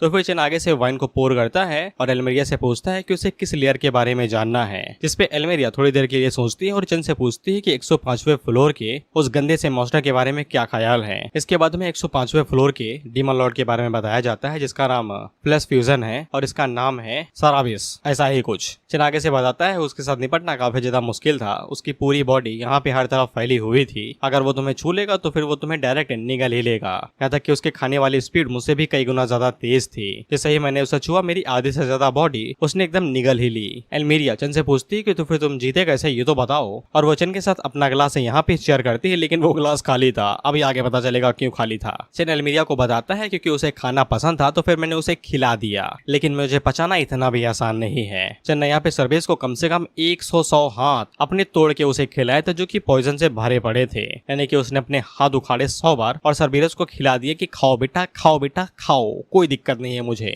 क्योंकि चन की पूरी बॉडी के अंदर हजारों तरह के वायरसेस हैं तो फिर उसका हाथ बचाना काफी ज्यादा टफ था और सर्बीरस इसी तरीके से मारा गया। इस पे एल्मीरिया चन आगे से कहती है कि यार तुमने तो उसे हगा हगा के मार दिया, साले को पक्का दस्त हो गए होंगे। अच्छी बात है कि तुम उसके साथ बड़ी आसानी के साथ निपट लिए, लेकिन चन आगे से बताता है कि आसान थोड़ी ना था भाई कि अपनी ही बॉडी से अपना हाथ यहाँ पे 100 बार उखाड़ उखाड़ के खिलाओ किसी को। तो फिर एल्मीरिया यहाँ पे चन से सीकू के बारे में पूछती है जो कि पानी के अंदर छुपा रहता है और कभी भी बाहर नहीं आता, जिसके बाद में 136वीं लेयर के बारे में बताया जाता है जो कि हो तो डीमन फिश लॉर्ड था, वही डीमन प्रिंस का बाप, और इसका नाम कीगो है। तुम्हें डीमन प्रिंस का वो भला याद है? चन आगे से बताता है मैं तो उसके ग्रैंडफादर का ग्रैंडसन यानी कि पोते का बहुत ही ज्यादा शुक्रगुजार हूँ। साले ने मुझे मर के अपना इक्विपमेंट दे दिया, इसकी वजह से मैं पानी में देख सकता था और तेज दौड़ सकता था, यानी कि तैर सकता था। इसलिए उसे बच के भागना और मारना इतना भी ज्यादा टफ नहीं था। एल्मीरिया चन से कहती है कि तुम तो यार दोबारा लकी हो गए यार, तुमने तो इक्विपमेंट का कुछ ज्यादा एडवांटेज उठा लिया। जिसके बाद वो दोबारा यहाँ पे चन से 153 फ्लोर की डीमन लॉर्ड के बारे में पूछता है कि उसके पास तो कोई भी लूप होल्स नहीं है जिसका तुम फायदा उठा पाते, उसे कैसे हराया। इसके बाद हम लोगों को 153वें फ्लोर की लॉर्ड के बारे में बताया जाता है जिसका नाम बैरो फ्लेम स्प्रिट है, इसका नाम है हार्टले।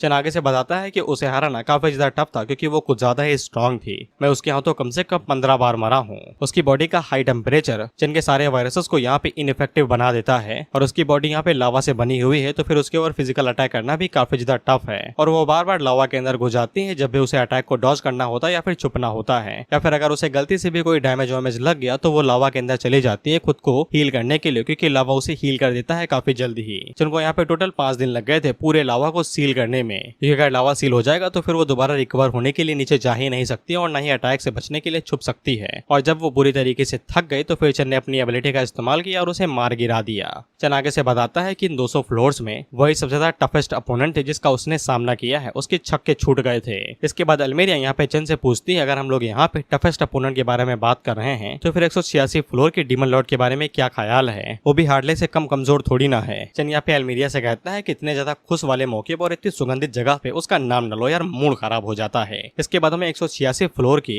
लॉर्ड के बारे में बताया जाता है जो कि यहाँ पे इस फ्लोर का नाम है रूटिंग पिट और इसकी डीमन लॉर्ड का नाम है फिलिथ क्वीन, और फिल्थ का एक तरीके से मतलब होता है गंदा घिनौना। तो ये फिलिथ क्वीन है तो फिर तुम्हें समझ में आ चुका होगा कि ये गटर की रानी है। चन आगे से बताता है कि उसका पूरा फ्लोर यहाँ पे गंदगी से भरा पड़ा था, उसे तो बड़ा मजा आता है अपने घिनौने पूल के अंदर मजे लेने में जहाँ पे लाशें पड़ी रहती हैं और वो बड़े आराम से वहाँ पे एंजॉयमेंट रखती है और लाशों के साथ एक्सपेरिमेंट करती है। लेकिन मेरे लिए वहाँ पे जीना एकदम बहुत ही ज्यादा खराब हो चुका था, मुश्किल से ही जिंदा बचा था। उसके बारे में याद दिला के तुमने मुंह का पूरा टेस्ट खराब कर दिया, वाइन कैसे पियो मैं। इस पे एल्मीरिया यहाँ पे चन से कहती है कि उसके बारे में बात करने से पहले भी तो तुमने एक भी बार वाइन की सिप नहीं ली ना। जिस पे चन आगे से जवाब देता है कि वो बिल्कुल भी ये वाइन नहीं पीने वाला है। ये वाइन यहाँ पे फॉलन एंजल ने मैनिफेस्ट करके बनाई अपनी मेंटल एनर्जी के साथ में, जिसके अंदर मीठी खीर वाला जहर मिलाया हुआ है, तो मैं इसे बिल्कुल भी नहीं पीने वाला जिसको पी के मैं तुरंत मारा जाऊं। चन लोगों को बताता है कि वो एक बार पहले वाइन पी के पहले ही मारा जा चुका है, इसलिए वो दोबारा गलती नहीं करने वाला है। खास भानु प्रताप के पास भी ये स्किल होती तो मीठी खीर खा के उसे खून की उल्टी करने की जरूरत न पड़ती। इस पे एल्मीरिया ज्यादा हैरान नहीं होती है, वो चन से कहती है अगर तुम ये ड्रिंक पी लेते तो फिर मैं तुम्हें 20 से 2 हिस्सों में फाड़ देती बिना किसी दिक्कत के, लेकिन ऐसा लगता है कि अब मैं तुम्हें कुछ भी नहीं कर सकती हूँ। उस पे चन आगे से खड़ा हो जाता है ये कहते हुए कि लड़ाई करेंगे क्या हम लोग। तो एल्मीरिया आगे से कहती लड़ने का मन नहीं है मेरा, बहुत ज्यादा थकाऊ चीज है लड़ा वरना, तुम जाओ पास, दैट्स माई इनर स्पिरिट, कोई भी काम करना हो लेट जाओ, कुछ नहीं चाहिए मुझे। यहाँ तक कि चन भी आगे से हैरान हो जाता है एल्मीरिया को देख के कि तुम सच में इतना आलसी हो यार कि हिल भी नहीं सकती। इस पे एल्मीरिया चन से कहती है कि दफा हो जाओ, शू शू मैं जा रही हूँ सोने, वैसे भी प्रोजेक्शन बनाने में बहुत ज्यादा एनर्जी लगती है, इतनी ज्यादा एनर्जी मैंने सोने में इस्तेमाल की होती तो आराम से सो जाती। और उसके अलावा भी आगे ऐसे कई सारे पावरफुल अपोनेंट हैं जिनका तुम्हें सामना करना है, तुम मुझसे लड़ने का कोई भी फायदा नहीं है। अभी आगे कुछ ऐसे भी लोग हैं जिनके पास डिवाइन टैलेंट है, इसलिए मुझे यहाँ पे कुछ भी करने की जरूरत नहीं है, तुम टेस्ट पास कर लिए भाग जाओ यहाँ से, दोबारा दिखाई न देना। इसके बाद चन यहाँ पे 200वें फ्लोर को क्लियर कर लेता है और 1 घंटे का आराम सेट लेता है, बेसिकली आराम करने के लिए। वहीं पे वो मन के अंदर सोच रहा था कि बाकी लॉर्ड्स को तो वो यहाँ पे आसानी के साथ संभाल सकता है आवर ग्लास की मदद से, जिसके बाद उसके पास यहाँ पे अल्टीमेट चैलेंज का ऑप्शन आ जाता है, लेकिन 6 डिवाइन टाइटल्स के साथ में काफी ज्यादा मुश्किल होगी। चन लोगों को बताता है कि जिनके पास भी यहाँ पे डिवाइन टाइटल होता है उनके पास यहाँ पे रूल के ऊपर एक अथॉरिटी होती है, और ये जो अथॉरिटी होती है किसी टाइप की अलग ही अथॉरिटी होती है। ये किसी भी टाइप की हो सकती है जो कि चन को एक झटके में मार सकती है या फिर इरेज कर सकती है। लेकिन चन को यकीन था कि जब तक उसके पास यहाँ पे आवर ग्लास की बैक ट्रैकिंग डिवाइस है, बेसिकली स्किल, तो फिर वो चाहे गॉड का भी सामना कर ले, वो यहाँ पे कोई ना कोई तरीका निकाल लेगा उसे मारने का। इसके बाद हम लोग चन को यहाँ पे 235वें फ्लोर पे देखते हैं, जहाँ पे उसका सामना एक, क्या नाम है भाई इसका अभी नहीं पता, लेकिन वो चन के ऊपर यहाँ पे एक इल्यूजन का इस्तेमाल करता है और उसे हमेशा के लिए इल्यूजन के अंदर डाल देता है। हमें यहाँ पे इस फ्लोर के लॉर्ड के बारे में बताया जाता है, जो कि अबाइजल 1 आई डीमन क्लैन से है और इसका नाम सेलिस ब्यूरी है, और यहाँ पे स्पेशल कंडीशन बताई नहीं गई। हम लोग चन को देखते हैं जो कि इल्यूजन के अंदर चला जाता है, तो ये मुस्कुराया जा रहा था। यहाँ तक कि सेलिस ब्यूरी भी हैरान हो जाता है। वो मन के अंदर सोचता है ये भड़वा देख क्या रहा है, कौन सा सपना देख रहा है कि इसके चेहरे पे इतनी मंद मोहक मुस्कान है। इसलिए वो चन के इल्यूजन को चेक करने की कोशिश करता है। तो फिर हम लोग देखते हैं कि चन यहाँ पे हेलोइस का इल्यूजन देख रहा था, जिसने यहाँ पे हेलोइस को अपने कब्जे में कर लिया था, और हेलोइस यहाँ पे चन के सामने घुटनी टेक के उसे रिक्वेस्ट कर रही थी कि चन उसके साथ एक अलायंस बिठा ले। और हम लोग चन को सपनों में देखते हैं, तो ये सपनों में राजा ही था, मुझे कुछ बताने की जरूरत नहीं, इमेजें बयां कर रही है। हेलोइस चन से कहती है कि मैं तुम्हें सब कुछ ऑफर करती हूँ, सब कुछ, मैं तुम्हारी सर्वेंट, स्लेव, टूल, यहाँ तक कि खिलौना बनने को भी रेडी हूँ, सिर्फ आपके खातिर। चन आगे से कहता है अगर मैं तुम्हें ये ऑर्डर दूं कि तुम खुद को सरेंडर कर दो और अपनी पावर को मेरे हवाले कर दो और मारी जाओ, तो फिर क्या तुम ये एक्सेप्ट करोगी? जिस पे हेलोइस आगे से रोने लगती है और चन से कहती है डिवाइन लॉर्ड, क्या आप मुझ पर यकीन नहीं रखते हैं? मैं आपके लिए एब्सोल्युटली लॉयल हूँ। इस पे चन उससे कहता है कि मैं तुम्हारी रग रग से वाकिफ हूँ, मुझे पता है कि तुम कौन हो और तुम बस यहाँ पे सर्वाइव करने की कोशिश कर रही हो। तुम्हारे बड़े सपने तुम्हें कभी भी आजादी नहीं देंगे लॉयल्टी जैसे शब्द को अपनाने के लिए। लॉयल्टी तुम्हारी जिंदगी के अंदर कभी मौजूद ही नहीं है, लेकिन इसके बावजूद मैं तुम्हारी जिंदगी बख्श सकता हूँ। इस पे हेलोइस आगे से कहती है थैंक यू, मैं आपके लिए कुछ भी करने को तैयार हूँ। तो फिर चन अपने पास एक कुत्ते का पट्टा निकालता है और हेलोइस से कहता है कि इसे गले में टांगो और दरवाजे पे लटका के वॉच डॉग बन जाओ और आते जाते भौंकते रहना। हम लोग हेलोइस का रिएक्शन देखते हैं, तो रिएक्शन पता नहीं कैसा है, बस वो बहुत ज्यादा गुस्से में और परेशान है क्योंकि ये कुछ ना कर पाने वाला रिएक्शन है, और वो आगे से मुंह लटका के नीचे देखने लगती है। चन उससे पूछता है क्या है भाई, जिंदा रहना नहीं चाहती हो क्या? क्योंकि हेलोइस के पास यहाँ पे कोई भी चारा नहीं था, तो वो आगे से डॉग बनने को रेडी हो जाती है। ये कहते हुए चन के लिए ये करते हुए उसे सम्मान फील हो रहा है। चन आगे से मुस्कुराते हुए कहता है कि कैसी बातें कर रही हो, एक पपी को तो यही करना चाहिए ना। सेलिस ब्यूरी भी आगे से कहता है देखो तो साले को कैसे साला सपनों के अंदर मजे लूट रहा है, इसे ऐसे पता है कि मजे कैसे लिए जाते हैं। इसके बाद वो चन के ऊपर हमला करते हुए कहता है कि चिंता ना करो, जैसे ही मैं तुम्हारी सोल को एब्जॉर्ब कर लूंगा तो फिर तुम इस मीठे सपने के अंदर हमेशा के लिए फंस जाओगे। लेकिन उसी टाइम में चन अपने तीनों शॉट्स को कंट्रोल करते हुए यहाँ पे सेलिस ब्यूरी के ऊपर हमला करता है और उसके इल्यूजन को देख के और उसे तोड़ के उसे आजाद हो जाता है। और चन उससे कहता है कि सपना काफी ज्यादा मीठा और बेहतरीन था, लेकिन सच्चाई नहीं थी, कभी ना कभी तो बोर हो ही जाता अगर हमेशा के लिए उसे देखते रहता। सेलिस ब्यूरी अपने ऊपर बैंडेज लगाते हुए कहता है कि तुमने मेरे इल्यूजन को कैसे देख लिया भाई, और उससे भी बड़ी बात, बिना मुझे पता चले तुम उसे तोड़ के बाहर कैसे आ गए? चन आगे से जवाब देता है कि उसके इल्यूजन को देख पाना ना के बराबर है, लेकिन वो यहाँ पे एक गॉड की प्रेजेंस है उसे सिमुलेट यानी कि मैनिपुलेट प्रोजेक्शन नहीं कर सकता है, क्योंकि वो काफी ज्यादा पावरफुल रहता है। भले उसकी रियल फॉर्म कर दे, लेकिन उसका 10 लेवल का अवतार यहाँ पे नहीं कर सकता है। इसलिए इल्यूजन को देख पाना और तोड़ के बाहर आना काफी ज्यादा सिंपल था। और चन के पास तो वैसे भी हेलोइस का पहले से ही प्रेजेंस है, वो उसकी नस नस से वाकिफ है, तो उसके लिए इल्यूजन को पहचान पाना कोई बड़ी बात नहीं थी। सेलिस ब्यूरी चन से कहता है अगर तुम्हें सब कुछ पहले से ही पता था तो फिर तुम मुझे मार सकते थे, मेरे साथ खेल क्यों रहे थे? चन आगे से कहता है सॉरी गुरु, मैं खेल नहीं रहा था, बस थोड़ा सा आराम करना चाहता था। 200 ट्रायल्स को लगातार पार करते करते मैं काफी ज्यादा थक चुका था, मेंटली और फिजिकली दोनों ही। चन हम लोगों को बताता है कि उसने यहाँ पे 200 फ्लोर्स को पार करने के लिए कम से कम 1000 बार रीसेट बटन यानी कि रिटर्न टू दी पॉइंट का इस्तेमाल किया होगा। कई सारे बैटल्स लड़े हैं, कई सारे स्कीमों का सामना किया यानी कि शर्तों का। इसके चलते वो फिजिकली और मेंटली यहाँ पे पूरी तरीके से थक चुका था। भले ही वो यहाँ पे इन्हें रिस्टोर कर दे, उसकी मेंटल एनर्जी रिस्टोर हो जाए, उसकी फिजिकल एनर्जी भी रिस्टोर हो जाए, लेकिन इसके बावजूद जो थकावट मन के अंदर रहती है वो इतनी जल्दी दूर नहीं हो सकती है, उसके लिए आराम करना ही पड़ता है, वो भी लंबा। इसलिए चन ने यहाँ पे इल्यूजन का फायदा उठाया, क्योंकि वो इल्यूजन के अंदर काफी लंबे टाइम तक सो सकता था बिना किसी को पता चले और न ही उसके ऊपर अटैक हुए। और चन का यही गोल था कि वो इल्यूजन के जरिए थोड़ा बहुत आराम कर ले, इसलिए वो सेलिस ब्यूरी से थैंक यू कहता है। सेलिस ब्यूरी चन से कहता है कि तुमने मेरे इल्यूजन के अंदर आराम किया क्योंकि तुम 200 फ्लोर से थक चुके थे उन्हें पार करते करते, लेकिन ज्यादा चिंता ना करो, इसके बाद यहाँ पे ज्यादा बैटल नहीं बचे हैं, सिर्फ कुछ ही फ्लोर्स को तुम्हें पार करना है। चन को आगे से ये बात समझ में नहीं आती है, तो सेलिस ब्यूरी उसे कहता है कि यहाँ पे 300 से भी कम फ्लोर बचे हुए हैं। चन उसे बताता है ऐसा लगता सकता है कि आपको ये बात पता नहीं है, लेकिन अगर किसी फ्लोर पे अगर कोई लॉर्ड नहीं भी होता है तो फिर नीचे वाले फ्लोर्स के लॉर्ड को वहां पे समन कर लिया जाता है। चन ने यहाँ पे स्नोक डिमन का सामना किया था 215वें फ्लोर पे, जिसका सामना उसने पहले ही कर लिया था 192वें फ्लोर पे, क्योंकि 215वें फ्लोर पे उसका लॉर्ड वहां पे नहीं था। और इसी तरीके से चन ने यहाँ पे कई सारे डीमन लॉर्ड्स का सामना किया है जो कि फ्लोर पे उपस्थित नहीं थे। सेलेस्ब्यूरी चन को बताता है मेरा मतलब यहाँ पे खाली फ्लोर से नहीं था, बल्कि ढह जाने वाले फ्लोर से था, यानी कि कुछ भी नहीं। बैटल की वजह से वहाँ पे सब कुछ खत्म हो चुका है। सब कुछ से मेरा मतलब सब कुछ, वो फ्लोर ही वहाँ पे नहीं है। कुछ पावर हाउसेस के बैटल के जरिए वहाँ पे कई सारे फ्लोर से डिस्ट्रॉय हो चुके हैं और लेयर्स का स्पेस ही वहाँ से गायब हो चुका है। जितना ज्यादा वो गहराई में जाता जाएगा उतना ज्यादा उसके लिए चीजें कॉमन होती जाएंगी, यानी कि फ्लोर से कम होते जाएंगे। चन इस बात को समझ आता है और वो सेलेस्ब्यूरी को यहाँ पे शुक्रिया कहता है और ये भी कहता है कि जब वो इस ट्रायल को पास कर लेगा तो फिर अगर उसके पास मौका हुआ तो वो उसे मिलने के लिए जरूर आएगा।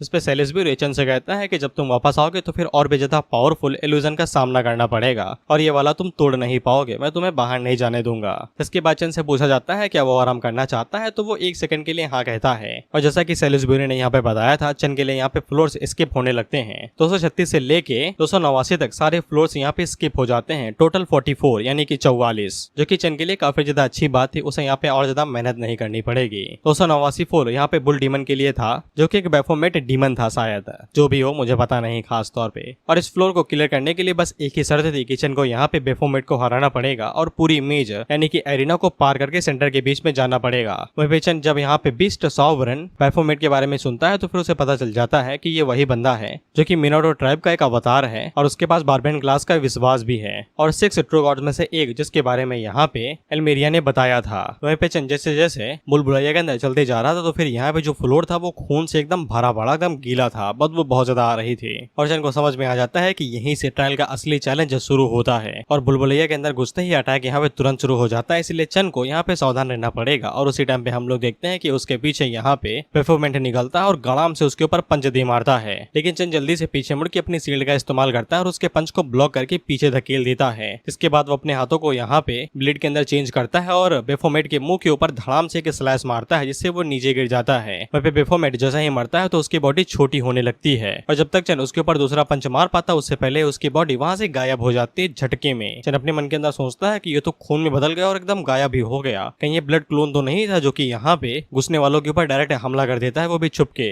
वहीं चन को बीस्ट सॉवरन यानी कि बेफोमेट के बारे में ज्यादा जानकारी नहीं थी, उसने सब कुछ बस रूमर से ही सुना था। जिसके बाद अगला सीन 10 मिनट के बाद का होता है और चन को सामने से आवाज आ रही थी और तभी दीवार के पीछे से एक और बेफोमेट बाहर निकलता है और वो डायरेक्ट चन के ऊपर अटैक कर देता है, एकदम सीधा सींग मारता है तो चन उसके सींग को रोक लेता है। इसके बाद वो आगे से स्पिरिचुअल प्रिस्क्रिप्शन का इस्तेमाल करता है क्योंकि यहाँ पे उसकी स्ट्रेंथ ज्यादा थी लेकिन मेंटल हेल्थ नहीं, मेंटल स्ट्रेंथ ज्यादा नहीं। इसलिए चन जब यहाँ पे मेंटल प्रिस्क्रिप्शन का इस्तेमाल करता है तो फिर वो मेंटली कमजोर हो जाता है। वहीं पे चन को बेफोमेट की इनिट एबिलिटी के बारे में पता चलता है। अब इसकी इनिट एबिलिटी ज्यादा खास नहीं थी, बस इतनी ही थी कि जैसे जैसे ये लड़ने को और भी ज्यादा एंजॉय करेगा, यानी कि फाइट मजेदार होती जाएगी, वैसे वैसे बेफोमेट की स्ट्रेंथ एट्रीब्यूट्स यहाँ पे 5 गुना से बढ़ते जाएंगे। और ये इनिट एबिलिटी उनके लिए वरदान की तरह है जिन्हें लड़ना पसंद है, जैसे कि बेफोमेट के लिए। और ऊपर से भाई की फिजिक तो है ही ये बलवान। कथा की चन भी तारीफ करता है कि ये इनिट एबिलिटी कुछ ज्यादा ही ओपी है। लड़ना किसे पसंद नहीं है भाई, वो भी इस तरीके के जमाने में जहाँ पे जीना के लिए लड़ना पड़ेगा ही। इसके बाद चन आगे से ग्राउंड स्पाइक का इस्तेमाल करते हुए बेफोमेट के ऊपर अटैक करता है और उसे मार गिराता है। लेकिन चन ने जो पहले वाला बेफोमेट मारा था उसका लेवल 1 था और इसका लेवल 2 था।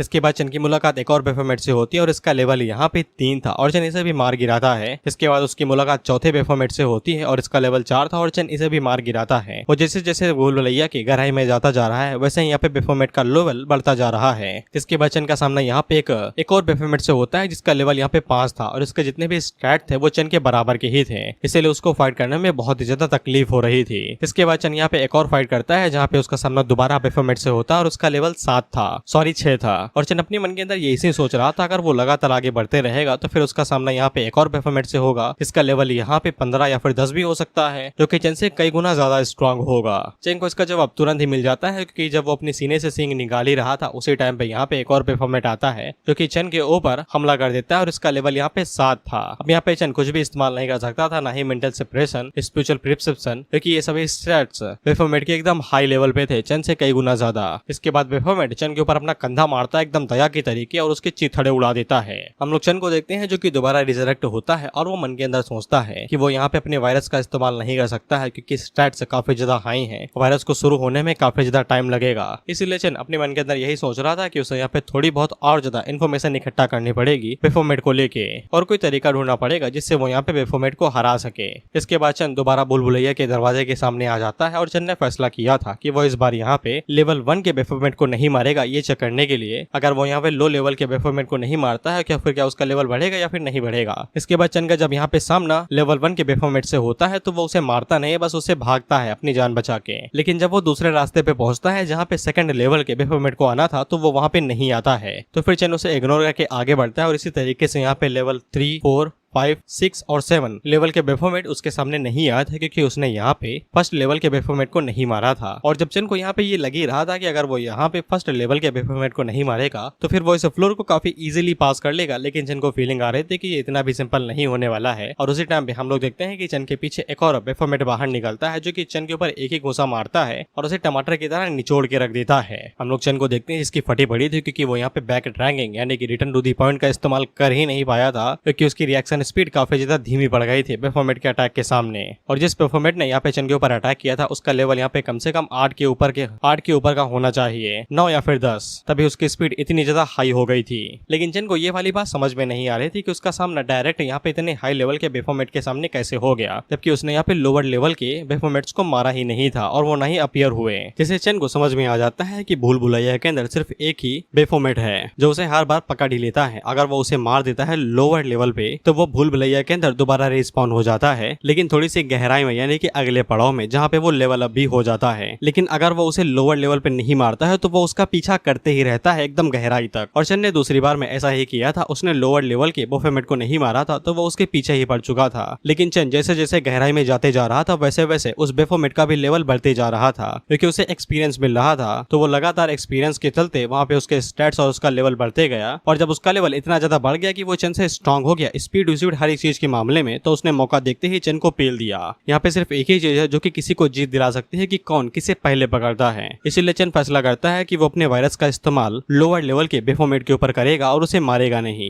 लेकिन इसमें एक रिस्क है कि अचानक से अगर उसका लेवल अप हो गया तो वो उसे मार भी देगा। इसीलिए चंद को यहाँ पे किसी ऐसी एबिलिटी की जरूरत है जो उसके लेवल अप होने के साथ साथ उसके वायरस को भी लेवल अप कर सके ताकि वो वायरस उसे लगातार कमजोर करते रहे। उसी टाइम पे चंद को यहाँ पे एक स्पेशल एबिलिटी मिल भी जाती है जिसका नाम मेंटल वर्म था। इसके बारे में लंबा चौखा बताया गया है ये वो, लेकिन मैं तुम्हें सिंपल शब्दों में बताता हूँ। ये मेंटल वर्म टारगेट की बॉडी के अंदर घुस जाएगा और उसकी बॉडी को अंदर से कमजोर करता रहेगा, उसके स्टैट्स को धीरे धीरे नेगेटिव में लेके जाएगा और उसकी बॉडी के ऊपर नेगेटिव इमोशंस का भी असर करेगा। और धीरे धीरे ये उसको इस हद तक यहाँ पे डिप्रेस कर देगा कि टारगेट इसी बारे में सोचने लगेगा कि ये सब छोड़ ही देता हूँ, ये मोह माया की दुनिया, इसे त्याग के सीधा स्वर्ग चलते हैं। ये इस मेंटल वर्म की एबिलिटी चंद अपने मन के अंदर सोचता है अगर उसे पहले इस एबिलिटी के बारे में पता होता तो वो उसका इस्तेमाल और भी ज्यादा अच्छे से करता और इसे डेवलप कर देगा, क्योंकि ये एबिलिटी तभी अनलॉक हो गई थी जब चंद ने यहाँ पे टेलीकाइनेसिस को सीख लिया था। वो दोनों भूतिया बहनें याद है उसी टाइम पे जब उसने टेलीकाइनेसिस को अनलॉक किया था। खैर चंद को समझ में आ जाता है कि ये मेंटल वर्म ही है जो कि उसे यहाँ पे बेफोमेट के खिलाफ जीत दिला सकता है उसके एट्रीब्यूट्स को रिड्यूस करके। इसीलिए चंद बिना किसी दिक्कत के मेज के अंदर घुसने लगता है। ये कहते हुए बेफोमेट भैया आपके बुरे दिन यहीं से ही शुरू होते हैं। इसके बाद हम लोग चंद को सीधा मेज के अंदर देखते हैं और चंद ने यहाँ पे पहले ही फर्स्ट लेवल के बेफोमेट को पकड़ लिया था और उसके अंदर मेंटल वर्म को इंजेक्ट कर दिया था। तो फिर हम इसके हालात को थोड़ा सा बिगड़ते हुए देखते हैं, बुरा लग रहा है। चंद उसे कहता है हिम्मत रखो यार, जल्द ही तुम लेवल अप करने वाले हो। इसके बाद चंद उस जगह पे आ जाता है जहाँ पे बेफोमेट को लेवल अप करना था और सेकंड लेवल पे जाना था। तो फिर बेफोमेट जैसे ही यहाँ पे लेवल अप करता है तो वो उसके स्टैट्स बढ़ जाते हैं और वो चंद को झटका देके दूर फेंक देता है। लेकिन वैसे ही मेंटल वर्म भी थोड़ा सा अपग्रेड हो जाता है और उसकी बॉडी के ऊपर और ज्यादा इफेक्ट डालने लगता है, जिससे बेफोमेट के स्टैट्स दोबारा नेगेटिव में चले जाते हैं और वो खांसते हुए नीचे गिर जाता है। साथ ही में मेंटल वर्म यहाँ पे अब इमोशनल डिस्टर्बेंस भी एक्टिवेट कर देता है, जिससे चंद को यकीन हो जाता है कि भले ही यहाँ पे बेफोमेट लेवल अप कर ले लेकिन इसके बावजूद उसके स्टैट्स पूरी तरीके से रिकवर नहीं होंगे और साथ ही में नेगेटिव बफ भी नहीं हटेंगे। और चंद को यकीन था कि इस बार वो पक्का इस मैच को जीत ही जाएगा। जिसके बाद अगला सीन 1 घंटे के बाद का होता है और चंद बड़ी आराम के साथ ही यहाँ पे सेंटर एरिना में आ चुका था। इसके बाद वो बेफोमेट को हवा में ही फेंक देता है, क्योंकि अगर वो बीच हवा में लेवल अप होगा तो फिर अटैक करना ज्यादा इजी रहेगा। बेफोमेट जैसे ही लेवल अप करने वाला था तो चंद उसके ऊपर अटैक कर देता है अपनी ब्लेड के साथ में, लेकिन बेफोमेट अपने वेपन को बाहर बाहर निकालता है और उसके अटैक को इजीली ब्लॉक कर देता है। उसको देख के चन काफी ज्यादा हैरान हो जाता है, क्योंकि कुछ सेकंड पहले ऐसा लग रहा था कि ये लटका ही लेगा, खुद को लटक ही जाएगा, लेकिन अचानक से लेवल अप क्या हुआ, ये तो एकदम बाहुबली बन गया। यहाँ तक किचन के पावरफुल अटैक्स को भी ब्लॉक करने लगा। इसके बाद बेफोमेट यहाँ पे लेवल अप कर लेता है और उसके स्टैट्स यहाँ पे 600 के पार जा चुके थे, चन से करीब 4-5 गुना। साथ ही में इसके सभी एबिलिटीज यहाँ पे इंक्रीज हो चुकी थी, सब कुछ। साथ ही में बेफोमेट जैसे ही लेवल 10 पे पहुंचा था तो फिर उसके पास यहाँ पे एक और स्किल आ चुकी थी, जो कि पैसिव स्किल थी, द इंडेस्ट्रक्टिबल डिवाइन बॉडी, यानी कि इसके ऊपर चाहे जितना भी अटैक करो कोई भी असर नहीं होने वाला है। इसलिए अब चन को यहाँ पे थोड़ी सी दिक्कत आने वाली थी, लेकिन वो आती नहीं है, क्योंकि मेंटल वर्म ईमानदारी से अपना काम कर रहा था। वो यहाँ पे बेफोमेट को इतना ज्यादा इमोशनली डिस्टर्ब कर देता है कि बेफोमेट आगे से कहता है कि वो लड़ाई क्यों कर रहा है, इस तरीके से लड़ाई करना बोरिंग और मीनिंगलेस है। मेंटल वर्म यहाँ पे दोबारा इमोशनल डिस्टर्बेंस एक्टिवेट कर देता है, डिस्टर्बेंस, डिप्रेशन, सेल्फ डाउट, साथ ही में पेसिमिज्म भी, तीनों के बारे में तुम लोगों ने सुन रखा होगा। ये पेसिमिज्म पहली बार है, तो ये बस एक तरीके का बिलीव है, यकीन है कि कुछ बुरा होगा और उसे रोका नहीं जा सकता। बेसिकली होने को कौन टाल सकता है, एकदम सीरियस लेवल पे इसे ले जाना। वहीं पे चन यार मेंटल वर्म से काफी ज्यादा खुश था, वो आगे से कहता है कि तेरी सैलरी मैं बढ़ाएगा, और चन यहाँ पे पूरा फायदा उठाता है और वो बेफोमेट से कहता है अगर तुम्हें लगता है कि ये सब कुछ मीनिंगलेस है तो फिर तुम मुझे डायरेक्टली जीतने क्यों नहीं देते हो, यहाँ से जाने क्यों नहीं देते। इस पे बेफोमेट आराम से लेट जाता है और चन से कहता है कि ये सब कुछ मायने नहीं रखता। अगर वो अपनी जिंदगी के बारे में सोचे तो उसने लड़ने के अलावा आज तक कुछ भी नहीं किया है। कहता कि उसने यहाँ पे 44 लेवल्स को डिस्ट्रॉय कर दिया है सिर्फ बैटल की वजह से। सॉरी 44 फ्लोर्स, लेवल नहीं फ्लोर्स, लेवल भी शायद एक तरीके से फ्लोर ही है, यानी कि जो चेन ने यहाँ पे स्किप मारा 44 फ्लोर का, वो इसी की वजह से हुआ था। बेफोमेट चेन से कहता है कि मुझे नहीं पता कि मुझे फाइटिंग इतनी ज्यादा पसंद क्यों है, जबकि ये सब कुछ पूरी तरीके से मीनिंगलेस है लाइफ के अंदर। यहाँ तक कि जीना भी एकदम बेकार लग रहा है, सांस लेने का क्या ही फायदा जब आखिर में मरना ही है। चेन अपने मन के अंदर सोचता है थैंक यू यार इस तरीके से सोचने के लिए, अगर तुम इस तरीके से सोचोगे तभी तो हमारा फायदा होगा। और वो बेफोमेट से कहता है कि मैं तुम्हें इन सभी चीजों से आजाद कर देता हूँ, इधर आओ, छुरा भोंकने दो मुझे। बेफोमेट आगे से कहता है कोई फर्क नहीं पड़ता है, मुझे मारने से यहाँ पे कोई भी चीज नहीं बदलेगी। चन आगे से पूछता है तो फिर क्या करूँ भाई, तो बेफोमेट उसे बताता है कि इस एरिना के अंदर वो मर ही नहीं सकता है, वो इन्फिनिटली यहाँ पे रिवाइव हो जाएगा। ये हम दोनों की सच्चाई की बात है, क्योंकि मुझे ऐसा लगता है कि असली जीत तभी मिलती है जब वो यहाँ पे अपनी हार मान ले। क्या तुम्हें लगता है कि मेरी बुद्धि खराब हो रही है, तो चन आगे से कहता है थोड़ी बहुत। और वो मन के अंदर सोचता है अगर यहाँ पे एकदम पूरी तरीके से रिवाइव हो गया और सारे नेगेटिव वर्ब्स अगर इससे हट गए तो फिर मैं झटके में ही मारे जाऊंगा। बेफोमेट चन से कहता है कि मैं सरेंडर करता हूँ, तुम यहाँ से जा सकते हो, मुझे यहाँ पे समझने दो कि जिंदगी का मतलब क्या होता है और लड़ने के अलावा मैं क्या कर सकता हूँ। और इसी तरीके से चन यहाँ पे बिना लड़े ही बेफोमेट वाली फ्लोर को क्लियर कर लेता है। इसके बाद हम लोग चन को रेस्ट एरिया के अंदर देखते हैं, जहाँ पे वो मन के अंदर सोच रहा था कि बेफोमेट के फाइनल एट्रीब्यूट्स 3000 के आसपास हो गए थे। अगर वो अपने एवरेज एट्रीब्यूट्स को भी देखे तो वो 500 से ऊपर नहीं जा रहे हैं। ये तो भला हो मेंटल वर्म स्किल की वजह से तो वो यहाँ पे इस स्पेस को, इस फ्लोर को क्लियर कर पाया, नहीं तो वो हमेशा के लिए वहीं पे ही फंसा रहता। और चन ने अभी तक 6 में से सिर्फ एक ही गॉड का सामना किया था, जो कि बेफोमेट था, और वो इसी बारे में सोच रहा था कि पता नहीं अब अगला कौन सा गॉड होगा। इसके बाद हम लोग चन को 350 फ्लोर पे देखते हैं, जहाँ पे उसे पहले ही वार्निंग दी जाती है कि ये काफी ज्यादा खतरनाक जगह है, उल्टा सीधा काम कुछ भी ना करना। वही चन 279वें फ्लोर से इस फ्लोर तक बड़ी आराम से पहुंच चुका था मेंटल वर्म स्किल का इस्तेमाल करके, क्योंकि उसे लड़ने की जरूरत ही नहीं पड़ रही थी। वो आराम से लोगों को डिप्रेस करके यहाँ पे पहुंचते जा रहा था कि तुम भाई लटक जाना, हमें कोई दिक्कत नहीं, बस मुझे आगे जाने दो। लेकिन 350वां फ्लोर थोड़ा सा टफ था, क्योंकि चन का यहाँ पे सामना सरपेंट डीमन लॉर्ड से होने वाला था, द वर्ल्ड डिवोवर। इसका नाम विनीफर्ट था, लेकिन हम इसे वर्ल्ड सरपेंट ही कहेंगे। इस फ्लोर की स्पेशल कंडीशन यही थी कि चन को यहाँ पे वर्ल्ड सरपेंट के जो 9 सर हैं उनके ट्रायल को पास करना पड़ेगा, यानी कि वो अलग अलग चन को अलग अलग टास्क देंगे। अगर वो उन्हें कंप्लीट कर पाता है तो पास, नहीं तो रिजल्ट में उसे मौत मिलेगी। इसके बाद हमें एक बार करके वर्ल्ड सरपेंट का चेहरा वगैरह दिखाया जाता है, तो इसके टोटल 9 सर थे। इनके नाम नहीं, इनके ऊपर बस नंबर लिखे हुए हैं, वो भी रोमन संख्या में। चलो रोमन संख्या कहीं तो काम आई, मुझे तो लग रहा था कि बेफालतू में पढ़ाते हैं साले। खैर 9 में से जो 9वें नंबर की सांप थी, जो कि एक तरीके से फीमेल ही थी, वो चन से पूछती कि तुम यहाँ पे आ गए, मैं पहले करूंगी इसे सवाल जवाब। चन इन लोगों को बताता है कि सेकंड गॉड द वर्ल्ड डिवोरर एक लेजेंडरी 9 हेडेड सरपेंट है। इसके पास डिवोवरिंग की अथॉरिटी है, यानी कि कुछ भी खाने की। वही पे चन को इनके बारे में थोड़ा बहुत ही पता है। उसे ऐसा लगता है कि वो 4-5 बार तो यहाँ पे मरेगा ही मरेगा। फिर इसके बाद 9 हेडेड सरपेंट यहाँ पे चन के पास आती है और उससे कहती है कि जरा मुझे सोचने दो कि मुझे तुमसे क्या सवाल पूछना है। दिखने में एकदम खुश मिजाज हो। वही पे 9 हेडेड वर्ल्ड सरपेंट चन से कहती है कि इंसानों के बीच में तुम सबसे ज्यादा हैंडसम बंदे हो। चन आगे से शुक्रिया कहता है और तुम्हें चन के बारे में पता है कि ये मुंह में शहद लगा के घूमता है, इसकी जबान से शहद बनता है, ये इतनी मीठी मीठी बातें करता है। तो ये 9 हेडेड सरपेंट के बारे में भी एकदम मीठी मीठी बातें करने लगता है कि उसके स्किल कड़क नहीं एकदम स्मूथ हैं, वो दिखने में एकदम सुंदर है, उसके सर के ऊपर जो फूल है वो भी एकदम कमाल का है, और वो स्नेक में सबसे ज्यादा खूबसूरत लड़की है। और 9 हेडेड वर्ल्ड सरपेंट इतने में ही खुश हो जाती है और चन से कहती है तुमने टेस्ट पास कर लिया, काफी अच्छा विजन है तुम्हारा। चन आगे से कहता है थैंक यू लवली लेडी। इस पे 9 हेडेड वर्ल्ड सरपेंट वहां से मुस्कुराते हुए चली जाती है, ये कहते हुए कॉम्प्लीमेंट के लिए शुक्रिया, काश इंसान भी तुम्हारी तरह ही मीठे होते। इसके बाद हम लोग 8 हेडेड वर्ल्ड सर्पेंट को देखते हैं। नाइन्थ उससे कहती है कि अब तुम्हारी बारी है, जाओ और जाके टेस्ट लो। 8 हेडेड आगे से कहता है मेरी बारी आ गई क्या? इस पे 9 उससे कहती है हाँ भाई हाँ। इस पे 8 हेडेड आगे बढ़ता है और वो चंद से पूछता है कि एक और एक कितने होते हैं। चंद भी आगे से हैरान होता है कि कितने होते हैं। वो आगे से कहता है 11। नहीं भाई उसने 2 ही बोला, मैं बोल रहा हूँ 11। One of the best joke in school days. खैर चंद अपना 2 का जवाब देता है और 8 हेडेड वर्ल्ड सर्पेंट उससे कहता है कि तुम पास कर लिए टेस्ट, जाओ। और वो तुरंत सो भी जाता है। चंद अपने मन के अंदर सोचता है कि आलस में इसका मुकाबला सिर्फ एल्मेरिया ही कर सकती है, 200वें फ्लोर की वर्ल्ड लॉर्ड। खैर इसके बाद 7 हेडेड वर्ल्ड सर्पेंट आगे बढ़ता है, जिसको लड़ाई दंगे से बिल्कुल भी मौज नहीं आती है, तो वो बस छोटा सा सवाल पूछना चाहता था, लेकिन 5th और 6th उसे भगा देते हैं। ये कहते हुए कि तुम बाद में आना, जब सोच लेना, हमें पूछने दो सबसे पहले। और इन दोनों का जो एटीट्यूड था वो आग और पानी की तरीके था, यानी कि ये मिलते नहीं, हमेशा लड़ते ही रहते हैं। 5th हेडेड यहाँ पे चंद को बताता है कि वो डिवोवर और पानी को कंट्रोल करने वाला है। वह पे 6th हेडेड चंद से बताता है कि वो फायर कंट्रोल करता है और डिवोवर है। तो फिर चंद को समझ में आ जाता है कि ये लड़ेंगे साले, और वो इन लोगों से पूछता है कि ट्रायल का है दादा, ये बताओ। 5th हेडेड यहाँ पे चंद से कहता है कि ये साला 6 मुझसे हमेशा तो तड़ाक में बात करता है, एकदम बेवकूफ है। मैं इसे कहता हूँ कि पानी उसे जला के बुझा देगा, लेकिन इसके बावजूद ये मानता ही नहीं है। जिस पे 6th हेडेड आगे से कहता है कि मैं भी तो यही कहता हूँ कि पानी तुम्हें एकदम हवा में उड़ा देगा, भाप बना देगा, तुम क्यों नहीं मानते हो कि तुम मुझसे कमजोर हो। इससे चंद को समझ में आ जाता है कि ये सबसे डेडली सवाल पूछने वाले हैं। और वो दोनों यहाँ पे चंद से पूछते हैं अगर हम दोनों लड़ेंगे तो हम में से कौन किसको पहले बुझाएगा।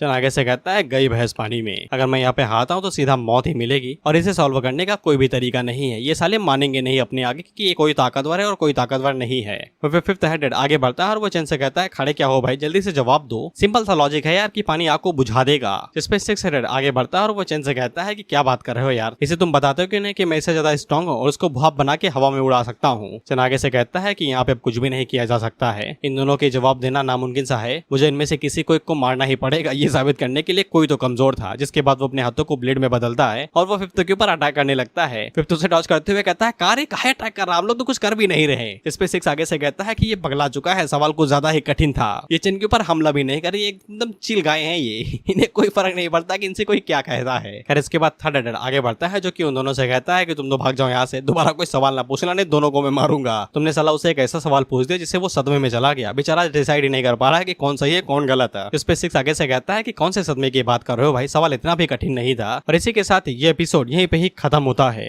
1 घंटे की वीडियो बन जानी चाहिए, इतने में शायद नहीं बनती है तो क्या ही फर्क पड़ता है। नेक्स्ट वीडियो का लास्ट एपिसोड होगा और मेरे पास 1-2 सीरीज है, मैं तुमसे पूछना चाहता हूँ कि कौन से एक्सप्लेन करूँ। तुम मुझसे कह रहे हो कि मुझे यहाँ पे एवोल्यूशन विद ट्री एक्सप्लेन करना चाहिए, सीरीज बढ़िया है, बट मेरा एक डाउट है, कई सारे लोगों ने इसे एक्सप्लेन किया है और चांस काफी ज्यादा कम है कि कोई इसे देखेगा, व्यूज कमाएंगे, और तुम्हें पता है कि मैं व्यूज के लिए बिकाऊ हूँ। मैं यहाँ पे एक तरीके से नाम बता देता हूँ, evolution beings with a big tree. तो तुम लोग डिसाइड करो मुझे ये एक्सप्लेन करनी चाहिए या फिर नहीं चाहिए। बाकी मेरे पास एक और मानवा है जो कि इसी तरीके से इंसेक्ट से रिलेटेड है, इसी की तरीके ही है, बस उसमें एक मदर इंसेक्ट है, मुझे नहीं पता भाई, नाम भूल गया, सीधा एक्सप्लेनेशन ही मिलेगी। बाय द वे अभी के लिए बाय बाय, मैं चला भाई मैगी खाने।